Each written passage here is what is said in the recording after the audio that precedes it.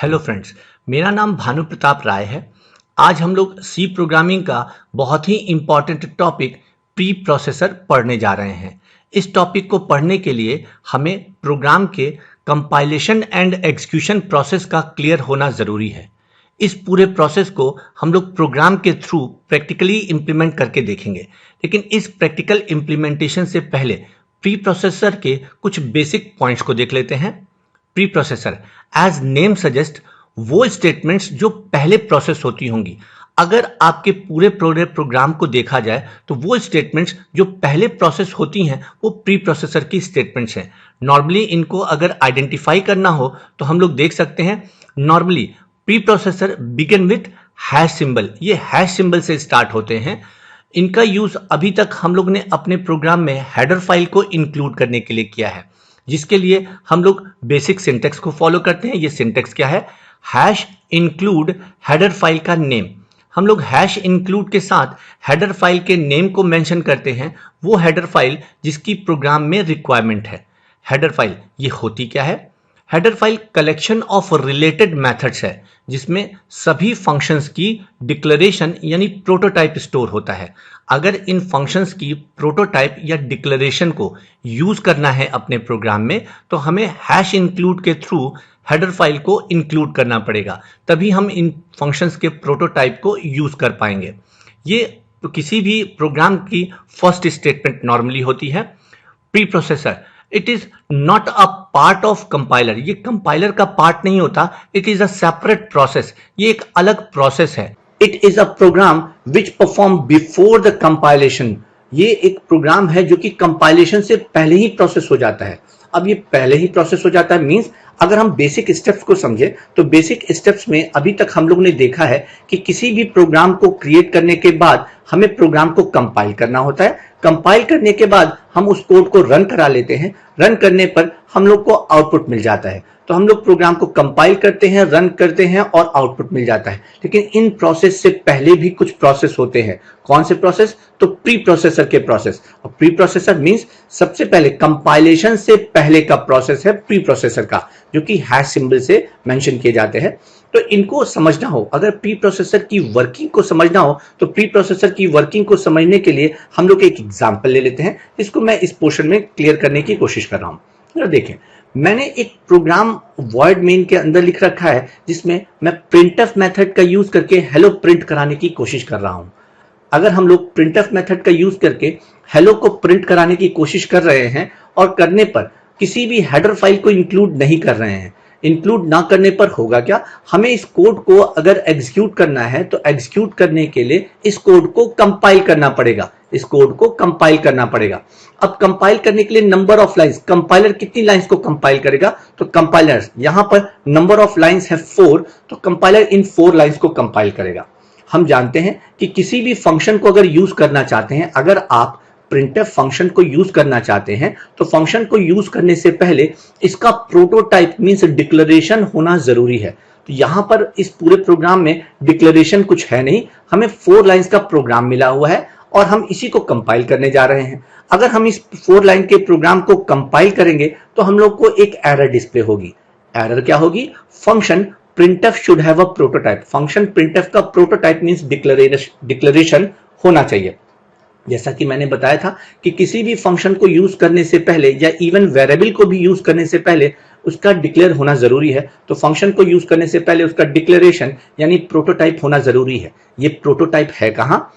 Prototype है हमारा एक हेडर फाइल में जिसका नेम है stdio.h। तो अगर इस फंक्शन के प्रोटोटाइप को यूज करना है तो पहले हमें इस हेडर फाइल को इंक्लूड करना पड़ेगा।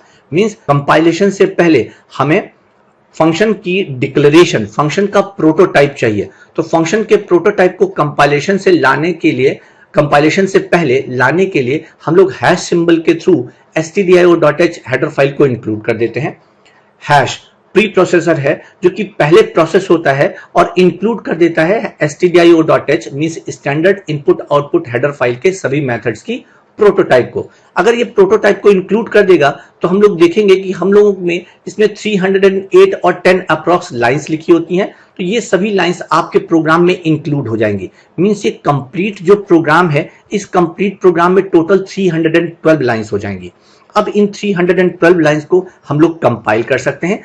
जब हम इन कोड को कंपाइल करेंगे तो कंपाइल करने पर ये कोड ऑब्जेक्ट कोड में बदल जाते हैं। यही ऑब्जेक्ट कोड रन होते हैं और रन करके जो भी एग्जीक्यूटेबल कोड है या जो भी एग्जीक्यूट करके आंसर देने हैं वो हम लोग को आंसर प्रोवाइड कर देते हैं।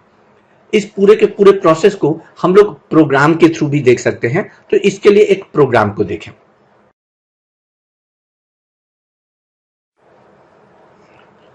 अगर आप डॉस बॉक्स में लिखे हुए इस प्रोग्राम को देखें तो इस प्रोग्राम में मैंने प्रिंटफ स्टेटमेंट के थ्रू अपने नेम को भानु प्रताप प्रिंट कराने की कोशिश की है।